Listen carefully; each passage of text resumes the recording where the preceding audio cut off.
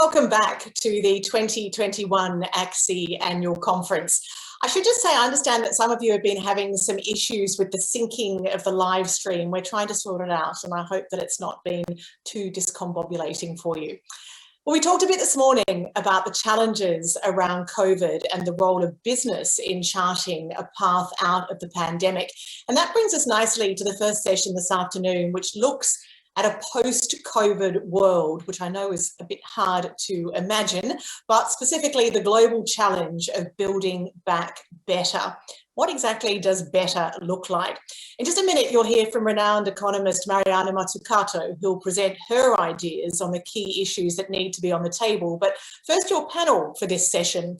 David Neal, Chief Executive of IFM Investors, Melinda Salento from the Committee for Economic Development of Australia, and your moderator, Kate Griffiths, the Executive Manager of Public Policy and Advocacy at ACSI. I'll hand over to Kate in just a minute, but first, let's hear from Mariana Mazzucato. She's Professor in Economics of Innovation and Public Value at University College London, and she sent this message. Hello there. Thank you so much for inviting me, and apologies that, again, we have to do this virtually. I think that we're really at a transition point.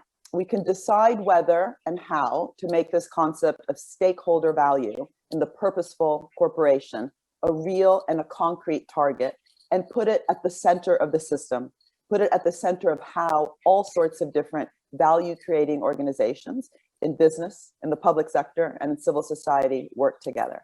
Or we can continue to just talk about that at places like the Davos and World Economic Forum or other wonderful places to have conversations. And I believe that we have to do the former. We need to use this COVID-19 moment to really change how capitalism is done. We should remember that there's different ways to do capitalism. We can do it with poorly prepared government institutions, poorly prepared business institutions, and really problematic types of partnerships. Or we can rethink all of that. In fact, we can, first of all, I think we should start with the notion that the economy itself and markets are actually outcomes of how business organizations are governed, state organizations are governed, and especially how they interrelate one to another. And design, this idea of designing those organizations in a different way and designing these partnerships in a different way is what I want to focus on.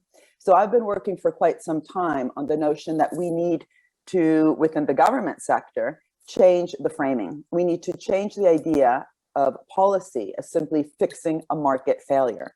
By definition, you will always be too little, too late if you have to actually wait for something to fail before you step in. And I really believe that we need a different framing that is more about market shaping and market co-creation alongside business and also other types of organizations.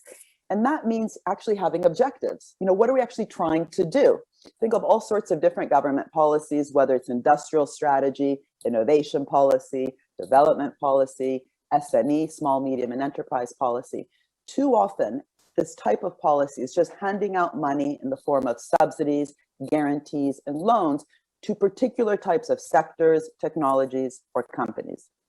Imagine if we changed that. Imagine if we actually cared about the goals. What would it look like if the goal itself was how you framed the policy? Whether it's to get the plastic out of the ocean, whether it's to have a carbon neutral region, a city, a nation, whether it's to have even a fossil-free welfare state and to land this in places like school meals, where the whole procurement chain for school meals in a country, which different businesses would procure into, had actually really strong targets around sustainability. Or even around inequality. I live in London where we have a real knife crime epidemic.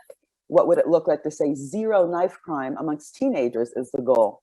And then what do you do next? You get every single sector in the business community and also in the nonprofit community to be part of that solution. But that actually requires a picking the willing, not a picking the winners approach. Getting so many different sectors together to collaborate and to foster collective intelligence, I think, should be the goal of government policy. And by the way, this is how we got to the moon 51 years ago. You know, it was very much in some ways directed by the state, but not micromanaging. It was just that the goal was extremely clear, right? Getting to the moon and back again in one generation. But so many different businesses were part of that solution. And these were businesses in many different sectors. It wasn't just aeronautics. It was businesses in nutrition, electronics, materials, software. The entire software industry in some ways could be seen as an outcome of that. And what NASA did, which I don't think we have enough of today, they really cared about that partnership. Again, I mean, today I would use the word collective intelligence. They designed the procurement contracts in such a way to be very goal-oriented. There was many different goals along the way, kept it very open on the how to get there, because that could really stimulate that bottom-up innovation, but also took care to change the contracts. They changed it from cost plus contracts, which they found were just elevating the cost of the state, increasing what we would focus on today, the debt and the deficit, to actually being fixed price contracts. So it was organized like a prize scheme, but with constant incentives for quality improvement and innovation. So again, focus on the goal, keep open the how, treat it like a prize, but provide incentives for really caring to do things better. And what would that look like if we actually applied like kind of prize scheme, bottom-up, intersectoral approach to, again, all the different problems we have underneath the Sustainable Development Goals. And remember, we have 17 goals that every country, Australia, South Africa, Brazil, the United States, Italy, have signed up to. And yet we're not getting any closer to those goals because I believe we haven't treated them like goals. And backtrack a bit and remember just how much today so many different businesses in Australia and across the world are talking about the need to change corporate governance. There's a real recognition that just maximizing shareholder value is not getting us the kind of value we want. It's not helping us to get the kind of economy that truly is able to become more sustainable and more inclusive. So both the kind of changes that are required within companies around stakeholder value, so caring just as much about workers, the community, the environment, as much as we care about shareholder returns, but also putting this notion of purpose and stakeholder value at the center of how different actors in the economy collaborate. So taking it away from purely an issue within corporate governance to the center of the system of how we do capitalism. And I believe there's real opportunities to do that right now, whether it's around our health systems, whether it's around our digital platforms, whether it's around the Green Deal. I love the word Green Deal because the green bit, as Greta Thunberg says, listen to the science. But the deal bit is actually about a new social contract. What does it mean to actually have a symbiotic deal, a mutualistic deal? Take healthcare. This is an area where there's so much public money going in. In the United States, for example, there's $40 billion a year that the US government puts into health innovation. And then somehow the deal hasn't really worked, right? The deal would mean making sure, for example, that patents, so the intellectual property rights, are actually structured in such a way that is about co-creation and not just value extraction. That means making sure patents are not too upstream in the innovation process as they are today, which means we're actually patenting and privatizing the tools for research, not just the downstream products. Patents are too wide because they're often just used for strategic reasons to kind of carve out the area of a company to keep competitors away. And they're often too strong, so hard to license. And we know that with the vaccine technology today, that is causing huge problems. With vaccines, which are a very particular type of health product, we actually need to make sure we're pooling patents and again, fostering that collective intelligence and sharing knowledge. But even with the therapeutics like remdesivir for COVID-19, it's just really striking that even though it was mainly financed through a government grant, somehow then a large pharmaceutical company, Gilead, can price the drug at anything it wants. It's over $3,000 per dosage right now. So whether it's getting the prices right, getting the intellectual property rights right, this is really about governing innovation and production around common good criteria. And it's not about not earning profits. This is not about turning the model of health innovation, for example, into a charity. No, we need to do this from how we actually do business differently. And similarly with digital platforms, we need to get away from this idea that it's just about kind of ex post, make sure companies are paying their tax or make sure that they're not abusing our privacy. Of course, those are absolutely critical. And as Shoshana Zuboff says in her wonderful book, Surveillance Capitalism, you think you're searching Google for free. Well, guess what? Google is searching you for free. So those issues are absolutely central. But we need to get those conditions right ex ante, in a pre-distributive, not a redistributive way. That means actually designing the very algorithms, which again are often also an outcome of a public investment, in the right way possible, right? So making sure that algorithms themselves are not being used to abuse both the supply chain and consumers. That actually means making sure the deal is itself designed into the process of how algorithms themselves are co-created. There's a real opportunity there, I believe, for competition authorities to get their hands dirty in a concrete way with notions of rents. You know, rents and profits are not the same thing. Adam Smith knew that. Karl Marx knew that. Adam Smith said that rents are theft. So how do we actually make sure that the way that we design our competition policy and our innovation policy is really tilting the playing field, not using these boring words like leveling the playing field, tilting the playing field towards value creation of a certain type, value creation that again can lead to markets that are more inclusive and sustainable. And you know, all these issues about having a mission-oriented approach to policy, focusing on the goals, again, the SDGs, turning them into moonshots, notions of purpose and stakeholder value within business and putting them at the center of the system of how public, private, third sector work together better. Again, fostering collective intelligence. This is the moment to do it. COVID-19 has woken us up to just how ill-prepared we were to producing personal protection equipment, enough for frontline workers, to combating the digital divide, which, you know, all these students in lockdown, many did not receive their human right to education, whether it's the vaccine, which has led to what Dr. Tedros of the World Health Organization calls vaccine apartheid, and a moral failure that we have because 80% of countries are hoarding, 10% of countries are hoarding 80% of the doses. You know, all these just show we have a failure of production, a failure of innovation, a failure of collective intelligence.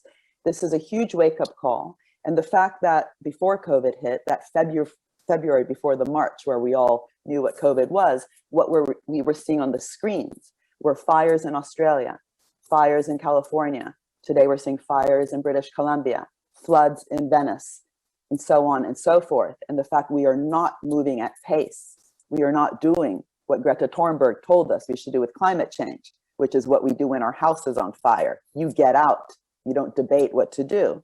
We are not moving at pace. The climate battle, the COVID-19 battle, these are massive wake-up calls for how to do production, innovation, and capitalism differently. And I really hope your conference will give us wonderful insights on that across different types of sectors and actors in the economy. Thank you so much.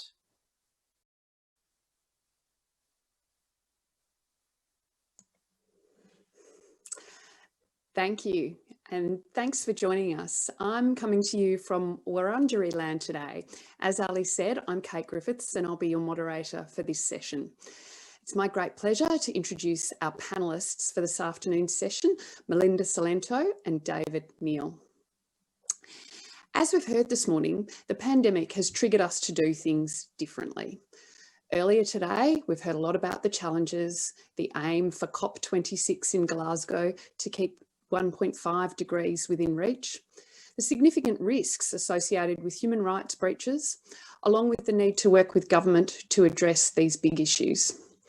We've also heard the view that if we had achieved the Sustainable Development Goals, we wouldn't be experiencing the current disruption caused by the pandemic. Professor Mazzucato eloquently advocates for smart, inclusive and sustainable growth with a proactive response. Perhaps, Melinda, I can start with you. How would you respond to the challenges that Professor Mazzucato poses?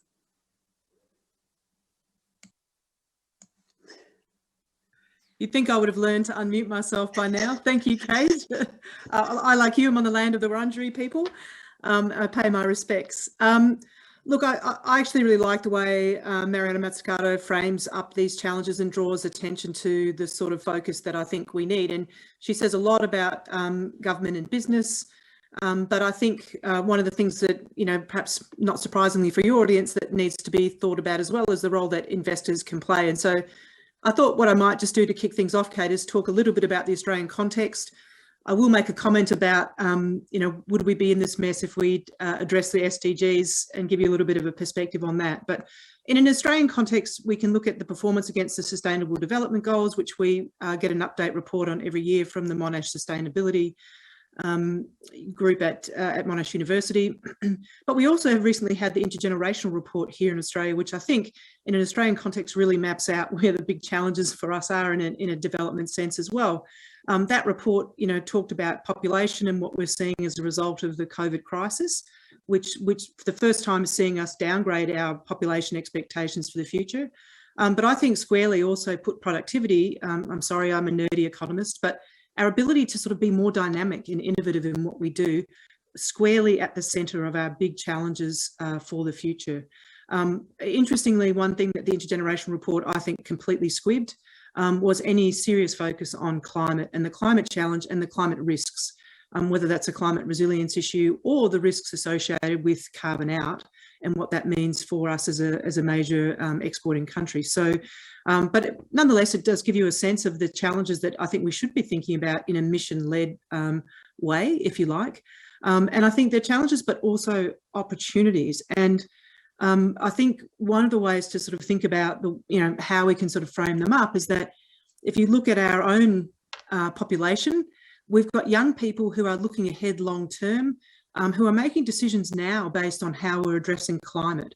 So we can look at climate and carbon out as a particular sort of business kind of lens, if you like, but it is actually already factoring into the decision making of young people, which has future impacts for our economy and society as well, around the number of kids that they want to have. So climate and housing affordability, which are two issues that sort of get picked up in one way or another in the SDGs, they're front and centre influencing decisions now that will impact our future. If you think about older Australians, they're really worried about the lives that they're going to have, including in aged care and things like that. Again, an issue for business and government and for investors to be thinking about their role in social infrastructure and funding long-term social infrastructure. I'll come back to the question that, the comment that I think Diane Smith-Gander made this morning around, if we had tackled some of these issues, would we be in the position we are now? Maybe one way of thinking about that is to say we were certainly facing far bigger challenges than we needed to because we hadn't addressed some of those SDGs. And let me call out two, poverty and homelessness. Those were areas where we showed ourselves finally to embrace solutions that people have known about for a long time, but it took the COVID crisis for us to actually put our shoulder to the wheel, so to speak. Interesting that we've actually now really backtracked on both of those issues. So poverty, the sufficiency of things like the JobKeeper payment is now front and centre with us again. And homelessness, in the few weeks that I was out and about in Melbourne, what a surprise, people back on the streets, and our real appetite for thinking about that has dissipated. At CEDA, there's a couple of things, we're sort of really trying to put the big questions forward that we think need to be answered, and climate is squarely one of those. How do we deal with climate resilience? And how do we look at rebuilding our energy advantage? And we absolutely should be doing that. And I can say a little bit more about that in the sort of Q&A if you like. And the other thing that we're really focused on, which I think sits right at the heart of Mariana's comments, is how do we become a more dynamic economy? And I think when you look at the future, that has to be through business working with other stakeholders and government to a far greater extent than it has to date, and research commercialisation and the relationship between business and universities. Just quickly, Kate, I think in my own experience, for some of your audience may know, I used to sit on the board of Woodside Energy. I've seen firsthand the role that institutional investors play in raising issues that they think business should be thinking about, and obviously around climate change and carbon risks and all the rest of it. And I saw firsthand how that played out in the conversations board members and senior management were having with investors and the impact that it can have. I think when you think more broadly about the Sustainable Development Goals, there is a role. When you think more broadly about the challenges that we face as a nation, there is a role for institutional investors to really be thinking about what they do with their dollars and the conversations that they have. But I think one of the big questions is, where do they play and how do they play? There are 17 Sustainable Development Goals. places where we fall down in Australia are on things like poverty, on issues around education, homelessness, household debt. Big question. And the final point I'd make is that I think the whole issue around the governance of technology is something that we'll be needing to talk a heck of a lot more about. That's great. Thanks, Melinda. And lots of big ideas and key issues and themes there, particularly sort of when we talk about dynamism and innovation and progress on these big issues. David, I might bring you into the conversation now. So drawing on your experience as a CEO, not just, of course, of IFM now, but previously the Future Fund, I'm really interested in your observations on what's happening currently and what we can draw upon to sort of have further progress in the future. Yeah, thanks, Kate. Well, look, I think in many ways, Mariana framed this just so beautifully. I thought that her comments were wonderful, and so many things in there that I totally agree with, and that I think we need to really be pushing forward on. You know, she talked about if we're going to make progress on this Build Back Better agenda. I mean, what's Build Back Better? It's really just acknowledging that there are significant shifts in our global economy, global market, the way we do things that need to occur. Climate change is obviously a poster child of that. Ingrained inequality across the world is another one. Many things that we need to do which require a lot of capital to make that shift. What better time than now, when we need to stimulate, deploy capital, create jobs, create opportunities? What better time to address those shifts than now? You know, so I think that's, for me, the notion of Build Back Better, and and I think everybody is sort of aligned that this is something that we need to do. But the way that Mariana framed how that should be done, I thought was excellent. This concept of we need partnership, governments to think about partnering rather than procuring, and we need to think about what creates a successful partnership, which I think is, obviously you need competencies to do what you do, but the people involved in those partnerships need to have this sense of alignment that I think Mariana called it putting the notion of purpose at the center. If you want to have long-term outcomes that are what you're targeting, you need all the parties to be aligned over that long time frame and aligned on the same outcomes. You know, she talked about the importance of the goal and the objective, and of being clear of that. And so for me, all of this just puts superannuation funds, pension funds right at the center of that, because they are capital that's there for the long term, but they also represent the community at large. And what better structure for governments to partner with than their own citizens to generate, in sort of mutual structures, to generate the returns that they need for their retirement, but also to generate jobs for those citizens, and to generate a productive, successful, growing economy for those citizens. What better aligned partnership can there be than governments with the concept of pension capital? And for us, you know, that's a call to arms really for the pension industry to step up globally, and the superannuation industry here in Australia is certainly doing that, to play a really important role in this movement. And you know, there are some good examples of that beginning to occur. You know, we have great conversations with governments across Australia. I think New South Wales government in particular is really responding well to the concept of partnering with capital to get long-term outcomes, and we'd love to see more of that and play a role in that. Probably just the one kind of final point I'd make here is on this is we do have to make sure that the agents in the system don't get in the way, and there is a tendency for agents to obscure those objectives. So long-termism is something that is difficult for a lot of systems to cope with. And I think, again, that's why the superannuation funds and agents, you know, and a sort of spruik for IFM here, but as owned by superannuation funds, we can continue to push the right aligned objectives into the system, because that alignment is critical. I think you've lost my picture here, but that's probably just a benefit to all of you.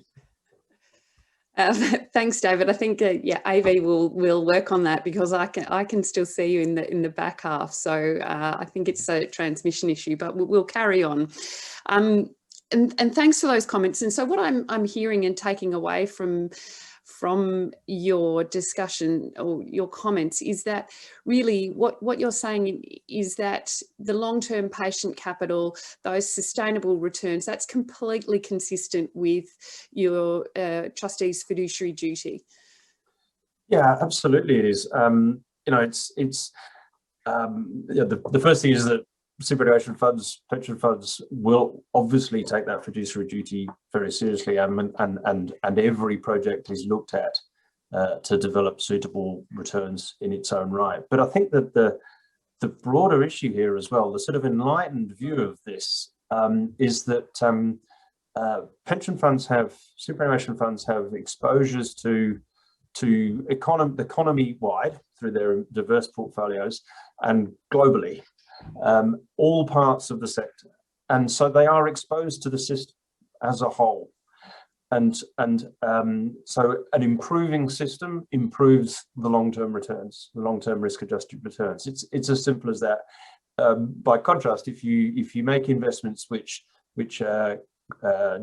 cause the system to deteriorate, if you don't deal with climate change and things get worse, then the risk-adjusted returns from all of our investments will deteriorate. So, you know, the enlightened view recognises that there is a system effect here over the long term, which is likely to dominate any decision you can possibly make on an individual asset, because we're talking about the global economy and global markets and the health of our society.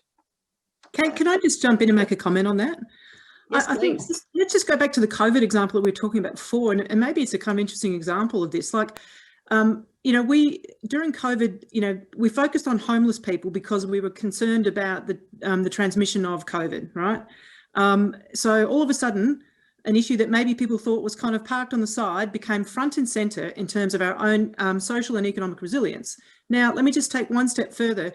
While we were looking after those homeless people, one of the things that we found was that giving them consistent health care, giving them proper meals and all the rest of it, meant that they were doing things like not going to casualty all the time, which is a really expensive way of providing care. So all of a sudden, the cost of delivering far better outcomes for those people had fallen. So you can start taking that through to the efficiency of our healthcare system, and the impact for all citizens. You can look at lower tax revenues, and you can look at a stronger economy and stronger society in which all business benefits. So, and therefore presumably higher returns. So it's kind of just an interesting case study, I think, of where taking a really narrow view only gets you so far, and you can put it in a box and say, well, that's your business. But when you step back and look at it more broadly, you can see how that manifests into actually it's kind of everyone's business. Absolutely, and I think that that's one of the themes that I'd like to explore, and we've got some questions starting to come through in the chat, and that's great, and we'll turn to those in just a moment. And please do, I encourage everyone who's on the video to put your questions through.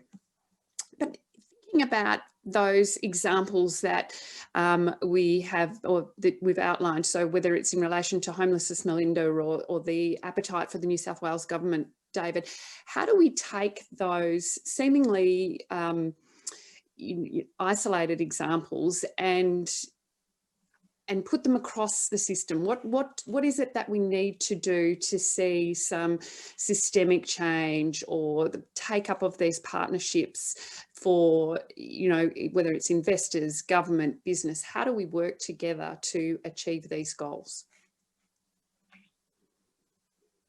Well, I can jump in and start the conversation if you like, Kate. And maybe if I go back to, I spoke about the federal intergenerational report sorry for sounding nerdy, but if you go and have a look at the New South Wales Intergenerational Report, I think they did a couple of things. One, they're really clear about the challenges, and what that does is it brings people into the conversation, I think, and they put really robust analysis and thinking out there, which I think then engages a wider community around the sorts of challenges.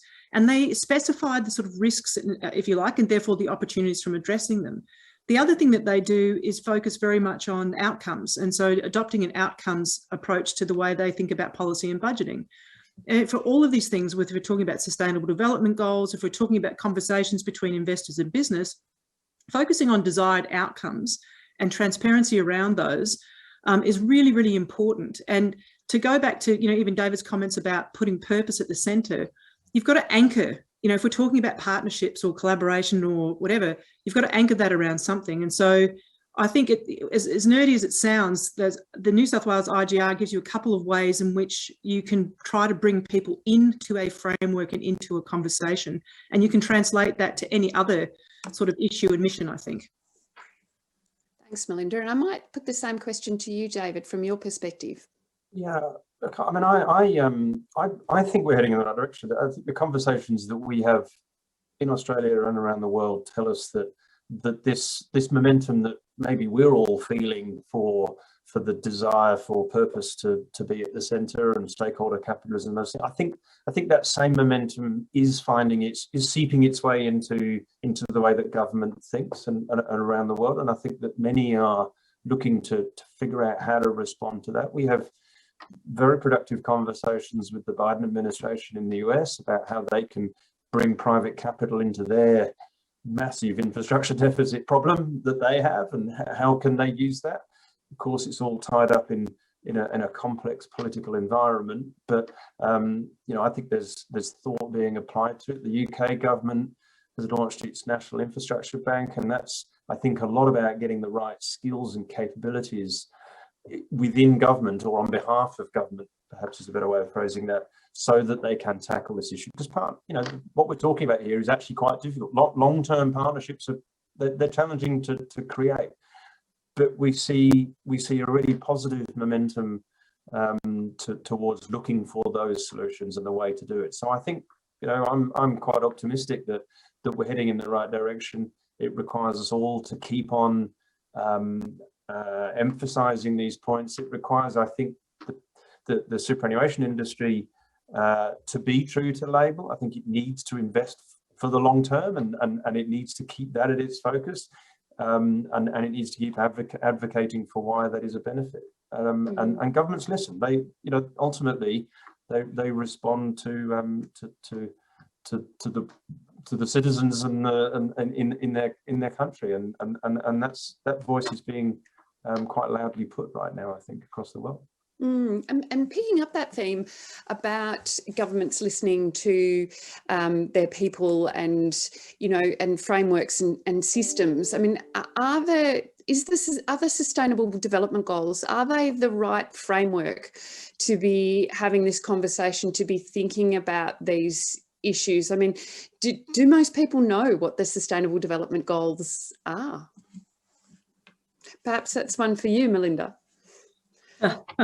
I suspect most people don't know what they are, and I suspect if you go and have a look at the scorecard, which I, in telling tales out of school, did before jumping on here, just to remind myself, there's a lot of detail in them, and I think one of the challenges with those types of indicators, they have a really important role to play, and we have signed up to them as a nation. But I think the challenge is always translating them to the wider community in a way that makes them relevant to the wider community.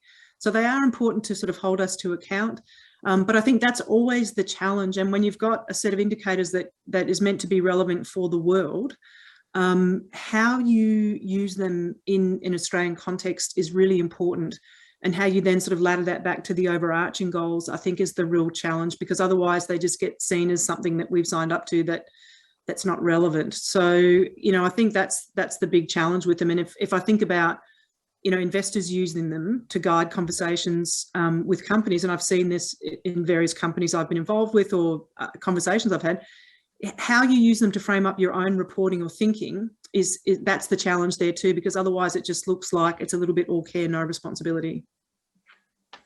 Just to add to that, I mean, I don't know that every person in the street needs to know what the Sustainable Development Goals are. Well, what matters, I think, is that key actors in the economy, big corporates, big savings pools, governments, that we're able to explain and report clearly on what our long-term goals are, what impact we expect to have, how we manage those impacts, how we measure the impacts we're having, and the Sustainable Development Goals may provide a good structure for that, or they may not. But as long as we're explaining what it is that we're doing, being clear and transparent about the impact that we have had and that we're trying to have, then I think that's what's getting us forward. The key is clear strategic communication about objectives and goals, so that people could then hold you to account to whether you did that or not. Thank you. And I might turn to some of the questions that are coming through the live Q&A, and there's a number of questions in relation to working with government and what it looks like. I might start with the idea that, you know, we're talking about getting back to normal. Governments at all levels are talking about this, but as we know, normal includes homelessness, community inequality, violence against women. Are we seeing any evidence that governments and indeed companies, corporations and investors might use the crisis to reimagine society in the way perhaps that Professor Mazzucato has challenged us to do? Perhaps Melinda, you can lead with that one. Sorry. Yeah, are we seeing evidence? Look, I think there was, as I said, I think there were some really interesting things that were done during COVID, and unfortunately, I think some of those have been wound back, and I do think it's really unfortunate, because I think there were clear examples of as I said earlier, of the benefits. So, you know, I think the jury is actually still out on that. I think, to be fair, everyone's been very focused on the short-term recovery. We saw the V-shaped recovery, and here we are back in a bit of a world of uncertainty, quite frankly. So maybe there's still an opportunity to sort of come back and use that. We've seen, I think, a refocus around some of the gender equity issues, the gendered violence issues and things like that. And I hope that they are maintained. You know, I'm not sure that that's necessarily driven by COVID, but I think there's still an opportunity and an absolute need to be more mission focused. And, you know, to David's point around goals, it's one of the reasons why a lot of people are calling, for instance, for the government to commit to net zero. Of course, make it relevant in an Australian context, but even if you don't have the perfect path for 30 years of progress against that, at least put the light on the hill and galvanise action towards the same goal with a consistency that supports long-term decision-making. Thank you. And I think, you know, there's another question in the chat here, perhaps I can direct this one to you, David, is that, you know, we're talking about things like net zero and needing that goal to galvanise action. How can business and capital lead in the space, and to the extent necessary where that galvanisation hasn't happened, progress in any event? Just quickly on the last point, so I'll answer that. Just quickly on the last point, you know, again, I'm an optimist, but I think that one of the things that's come out of this COVID situation is, to me, a very clear humanitarian shift, and it's stakeholder capitalism and purposeful capitalism, and these things were there and existed and talked about pre-COVID, but I think they've been given a big shove by the COVID environment. I think people have understood that that there is a broader community that needs to be represented in these in kind of capital allocation and corporate decision making and those sort of things. So I actually think that, as Melinda said, it's probably too soon to tell whether individual policies and things like that are going to kind of work out. But the theme of improving society for all, I think, has been given a lift up by a pandemic. It's a shame we need a pandemic for that to happen, but that does seem to have happened. So to your point about, and to your question about, well, what was it? Corporates how do corporates, what was the question? How can business and investors' capital lead in this space? Yeah, look, I think again that comes down to if we've been very clear about what our objectives are, and we put those out there and say this is our long term, this is where we're going long term, then the allocators of capital will be the judge as to whether people are doing what they say they are doing and they're having the impact they say they're going to have. So the allocators of capital and the consumers of product and all those sort of things will make their decisions. So I think that's, to me, the answer is being really clear about what you're trying to achieve. It just to me comes back to that again, having a clear strategy, articulating that strategy, and the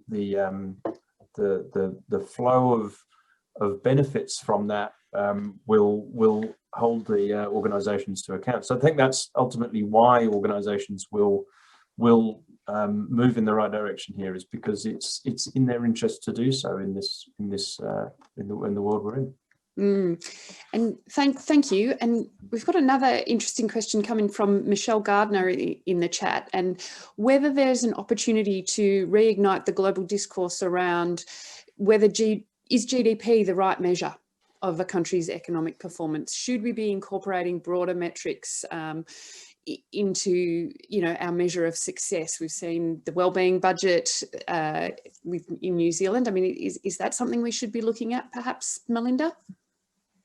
I think it's a question that's sort of been around for a while, quite frankly, and I think COVID's brought it up again. But I know, for instance, when you have conversations after natural disasters, for instance, and you see a huge spike in GDP because of a rebuild, look at the example of New Zealand after earthquakes, and you rebuild and look at GDP, it spikes up, and is that really the measure? I think, to be fair, serious conversations around economic performance always include broader indicators. I think one of the really interesting things that's come about, that's sort of cemented itself in the policy dialogue now, is this focus on full employment in a way that we didn't necessarily have the same in the lead up to the pandemic. So I think that is an interesting sort of evolution, which is not saying get rid of GDP altogether, but it's now starting to broaden out the sorts of things that we're looking at. In the same way that I think we will continue to talk about performance in areas of health, as we have much more overtly through the pandemic, and mental health. So whether you sort of formalise it in a one measure fits all and you change GDP, or whether we actually sort of think about our performance across a broader scorecard, which is essentially what the SDGs are doing, I think that's certainly the direction that we're sort of heading at the moment, and where it lands will be interesting. Thank you. And look, I am conscious of time, and perhaps I can just finish with asking a question that has come through the chat. I'll ask it of each of you, perhaps David first. What are some tangible examples that funds can take away and implement, given sort of the suggestions regarding purpose-based investing and partnering? And you're talking about goal setting. I mean, what does that look like in practice? Is it goal setting in line with the Sustainable Development Goals? Is it all of them? Do you pick the ones that are most important? How do you think about that? I mean, it's a good question. I think I'd start right at the very top, which is the governance of the organisation. So none of this happens if you don't have governance at a superannuation fund that understands what long-term means and how to oversee a long-term program. And it sounds really easy, but we all get tossed around by the short-term results. And unfortunately, we also have a bit of a system at the moment that encourages short-term results around performance benchmarking and those sort of things. None of that, I think, is desperately helpful for this, incidentally. But that's where I'd start, is the governance of the organisation, understanding long-termism, and then also, of course, understanding some of these significant themes. Then I think it's about picking. I think you kind of got to pick. The world's a very complex place. You've got to pick a few things to focus on that you think you can make a difference on. I know, climate change is an obvious one. So thinking through precisely what your policy and approach is and how you're going to execute on a climate change agenda. What does that mean to you? And what are you expecting to see from the people that you are perhaps outsourcing to if you're an outsourced organization, or you've got internal teams. But I'm just understanding what the strategy is for the particular areas that you've chosen to focus on, whether it's climate, whether it's inequality or whatever, but pick some things and develop a strategy. Thanks, David. And perhaps just a couple of final words from you, Melinda.